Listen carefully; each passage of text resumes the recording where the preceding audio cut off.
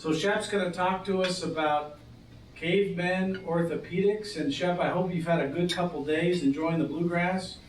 He's been here once before, he told us tonight, but he's never got to see this. And I think he's truly enjoyed it. And let's give him a big round of applause.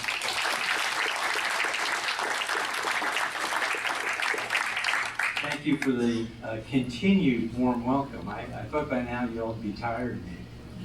And you have just one more of my presentations. And as Bunny and Scott know, I'm a storyteller. Even when I should be telling the truth, I'm sometimes telling the story. And my motto is never let the truth get in the way of a good story to begin with. So giving dinner speeches is not quite in my wheelhouse, especially after the dinner. And I was a little bit disappointed, I have to say, Darren, that there was no bourbon.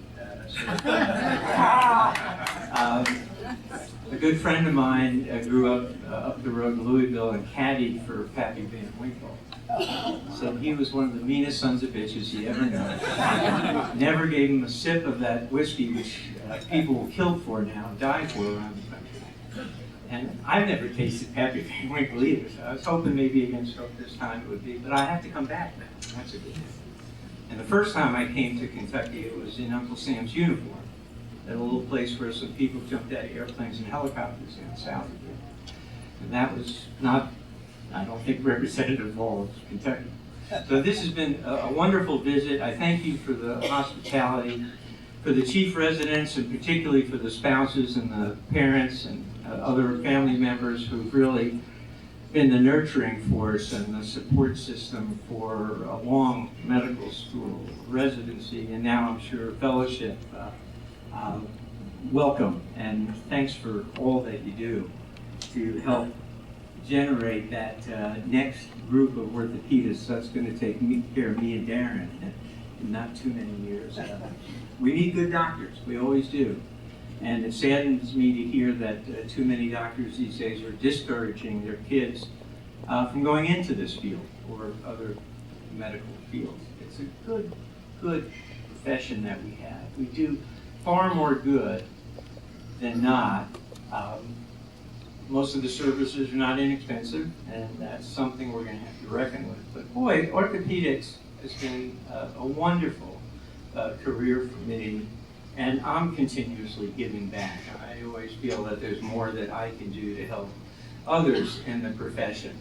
Of course, those others don't really feel the love when they have to take a certifying exam or a recertifying exam. But it's there. It's like parenting. It's like anything else that you do that really matters.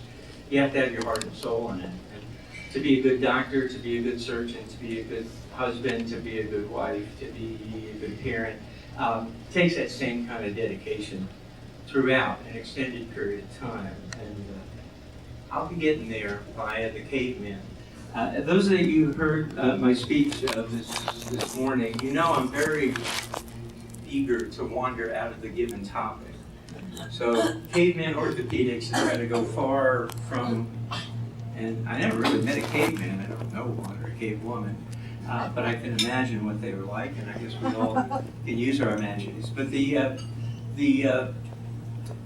impetus, the thing that got me going was something I read many years ago by this fellow, ERICSSON. And the quote is, as you can see there, living in a cave does not make you a geologist. Anybody here a geologist? Geologists they're scientists. They do some very important things, and they do a lot of teaching of other geologists, etc. But I don't really know what the geologist is who does. I know that oil companies love to hire these folks because they help them find oil and gas and everything like that. But the rest of them are off, rock climbing and samples, and college kids traipse after them, things like that. That's my impression, at least. So my impression of the caveman is about the same thing. They're living in a rock, and they're eking out their existence, and we don't really know, only from their bones, what they were like. And so ERICSSON, I read something that he wrote that was in a public health journal And to this day, I can't recall why I was reading that public health journal, but I was leafing through after I'd read what I want to read, and I saw this thing about educators, teachers, how they reach a level of competence and expertise. Oh, that's interesting, okay. And a lot of the examples that he gave were of musicians and chess players and medical doctors and university professors. And he had this theory that he built upon works of other folks, that expertise came from lots and lots of experience and practice primarily. I don't disagree with that. I think everybody who's learned a sport, who has a physical hands-on psychomotor skill, has had to practice to be good at it. Most knowledge workers, if you're a mathematician or a statistician or an accountant, you're using, the muscle you're using is your brain basically. But it's the same, you got to put in your hours, you got to put in the time, you've got to get good teachers, and along the way, away you go.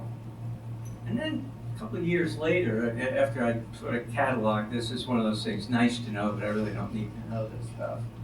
I read another article that he wrote in the Harvard Business School, has a review that I leaf through also regularly. And there again, he wrote something about becoming an expert and mastering a skill. And there he got more specific and mentioned the number 10,000 hours. That Tiger Woods is not a great golfer because he's born that way. He, like most any other expert, was made. And it started with his father giving him a golf club and giving him lessons since time when he was shorter than the club he was swinging. And he put in his 10,000 hours, first with his father, and then with a club pro, and then with a touring pro, and then with someone who was a strength trainer, endurance, and he had a psychologist work with him when he was in high school. And then he goes off to Stanford, and Stanford gets a whole group of team behind him to keep him at that level. And he had close to 20,000 hours when he became a pro. That's not to say there is no such thing as talent. I know some people who had no willingness to work at anything, that always seemed to get by, and I attribute that to real talent. But for the rest of us, in the real world, we worked for it. And what was that old TV on commercial? Earn money the old-fashioned way. I earned it. And that's what we're all doing from day to day. We're acquiring more knowledge and more experience, and we're adding to the skill. And ERICSSON, who, I hate to say it, but he's at one of our arch rivals. He's on faculty at Florida State. But I always say he's okay. He's a real Swede at heart. He came to us at the university in Gothenburg. But he really knows this stuff.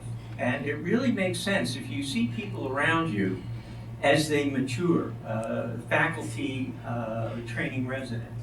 You remember what Dr. J was like when he came in as a first-year resident, and look at his capabilities and his talents now. That was cultivated by motivation and persistence, and by caring and demanding and sometimes pretty tough on your faculty.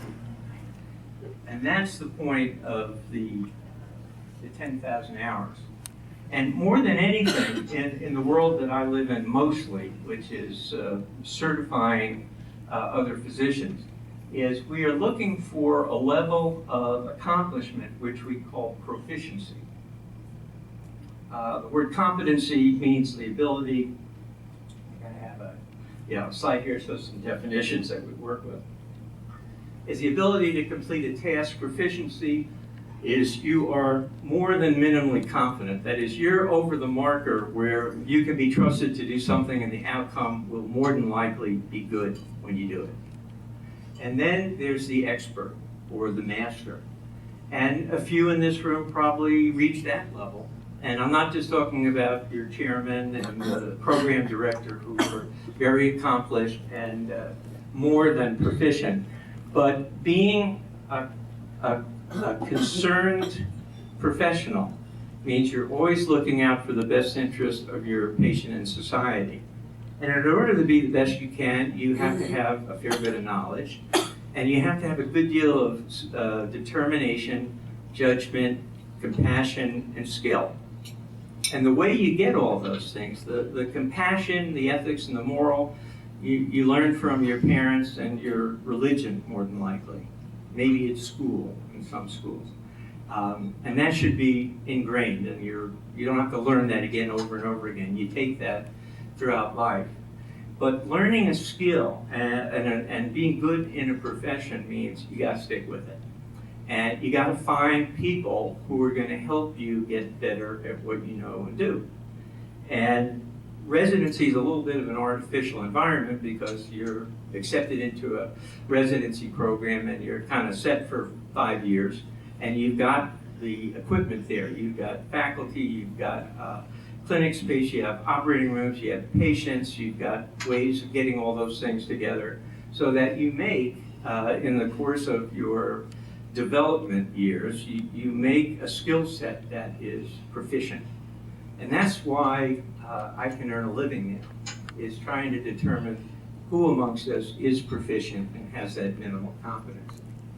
And if you look at some average numbers of an orthopedic resident, comes in there between their first year and their last year, probably about 40% of the hours that you spend are going to be doing procedures. So you're going to be doing 1,500 hours per year more for a better part of 5 years. That's going to get you to about 7,000, 7,500 hours. And then you're going to do a fellowship, which is another 2,000 or so hours, because those are weighted toward procedures and OR time. And so by the time you finish those 6 years of training, you're very close to that number 10,000. And there's something to that. Those were not random hours. It may be at LA County that you taught each other, but you still had a mentor, you still had a teacher, you still had someone looking over your shoulder, giving you guidance, trying to keep you out of trouble and showing you the right way to do it. And that's the key to the 10,000 hours. Yes, you've got to be determined. Yes, you got to put in the time. But as Professor Stinchfield told us in my residency, you can do an operation 100 times, but you could also do it 100 times wrong. The idea of having someone there who knows the right way to do it is so you maybe do it 1 time wrong, and then 99 or 1,000 times is going to be right. And that's why you can't do it alone. None of us can do this alone. It's a team. This is a team sport. And then mid-career is probably when you're going to be busiest as far as the hours you work per week and per year. And you'll probably max out the number of procedures that you do. And those procedures will change. We may go from metal and plastic implants for joint replacement to a biologic. Take someone's cells out of their body. Some smart person in a lab has figured out how to grow a new bone covered with cartilage that has places for ligaments attached. And so the same skill set that you're using now to replace a knee or a hip joint with metal and plastic, maybe you're going to implant a new biological replica of a good joint before it became arthritic or was fractured or whatever. So you need to adapt to that, and that's what I spoke about earlier today as being lifelong learning. But you have the ability to be a lifelong learner because you've had the training, the teaching, the experience, and you've gone all through those phases where you start with knowing nothing, being able to do nothing, to literally knowing everything, and being able to do whatever you want to do in your chosen field. So when is an orthopedic surgeon proficient? Well, when any of us proficient in anything? It's when you reach a level of comfort and you get a reproducible result. And that's exactly what my occupation is now, is trying to determine when people who've gone through this process have reached that level of being proficient. So our Part 1 exam for parents and spouses who don't know what I'm talking about with an exam, this is a pretty tough exam.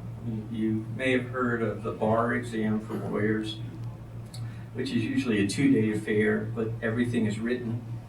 They don't have to answer many questions. Or there's the American Institute of Architects has a board exam It's a 3-day affair. They have to take cardboard and make a little something, and they have to then answer a few questions about building codes, and not a few questions, quite a few questions actually. But they've gotten the skill set, they've gotten the judgment and knowledge built into them because of their schooling and their time in the trenches with a 3-year post-baccalaureate education. And in our field, to get those questions right on the exam, you've got to put in your time with passive learning in a classroom, active learning in the operating room and clinic.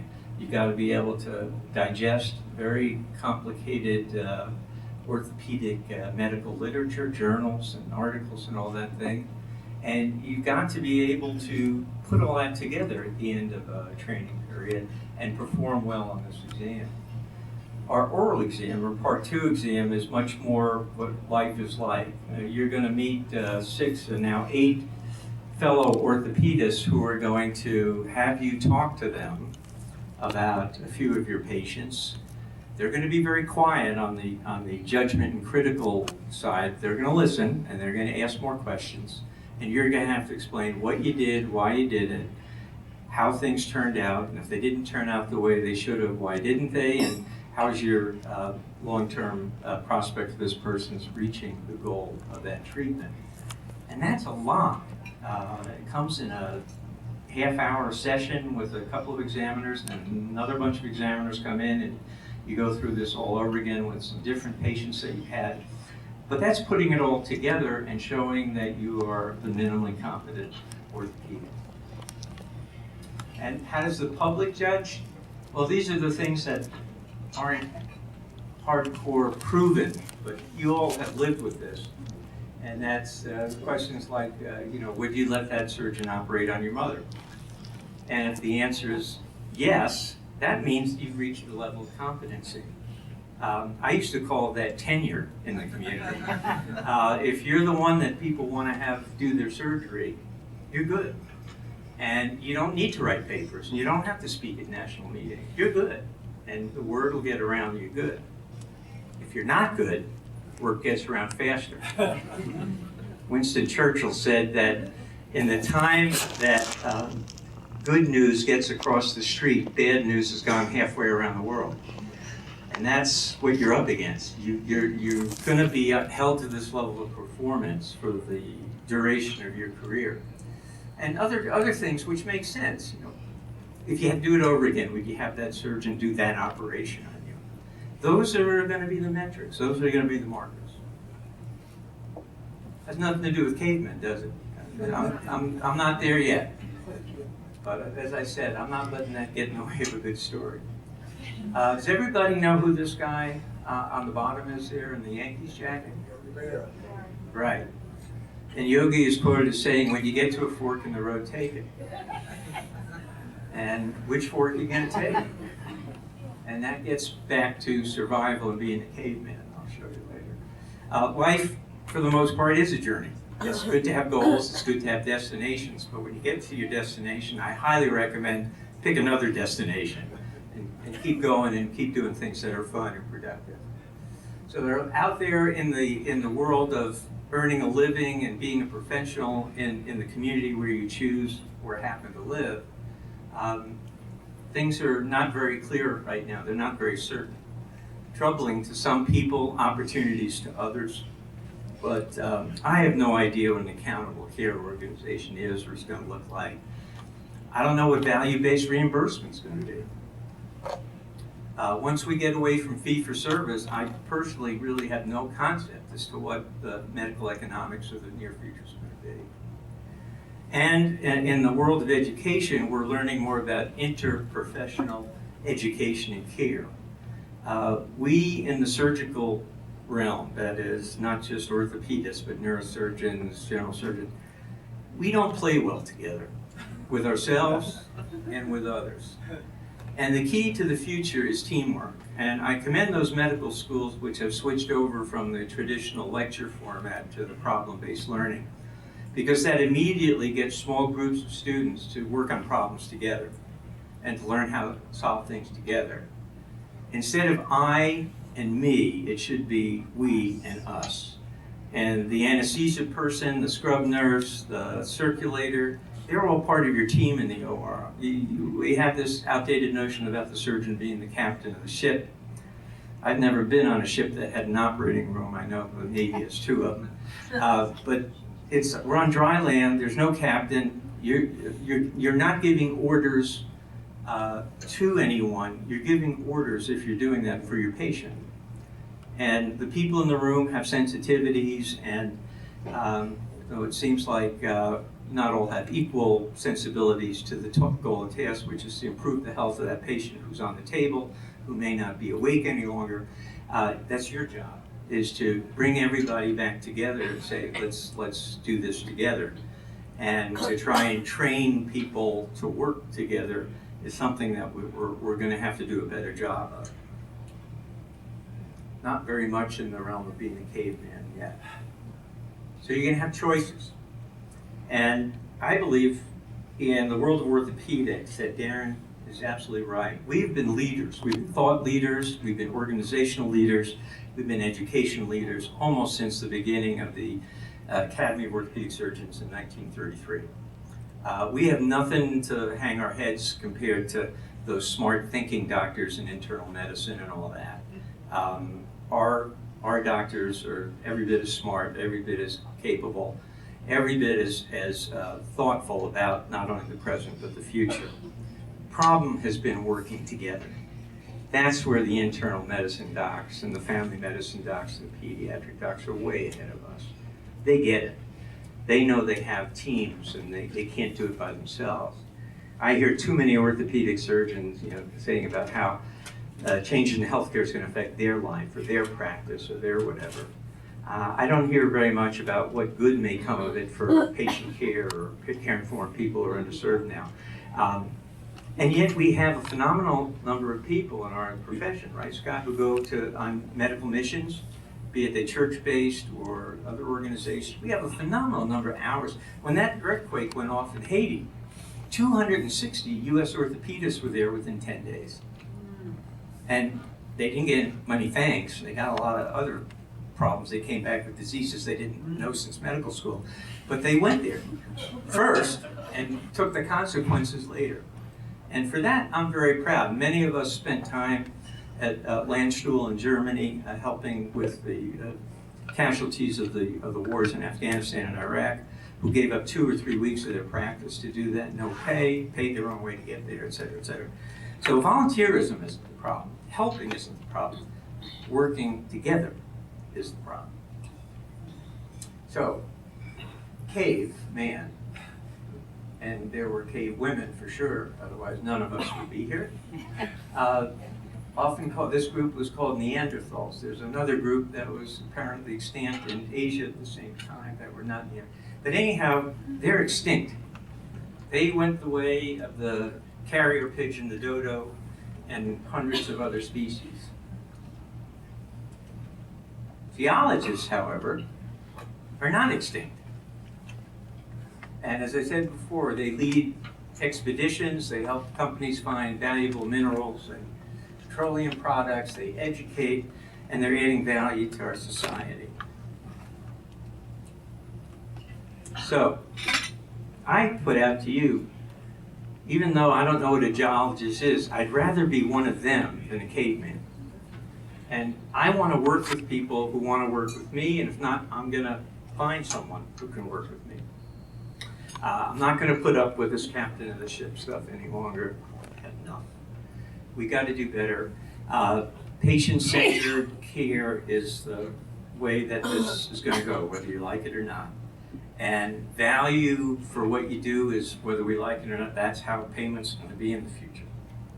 So let's get over it. Let's do what we all do best, which is we educate each other, we learn to do better, we show everybody else that we can do better. And now we just have to learn to work together.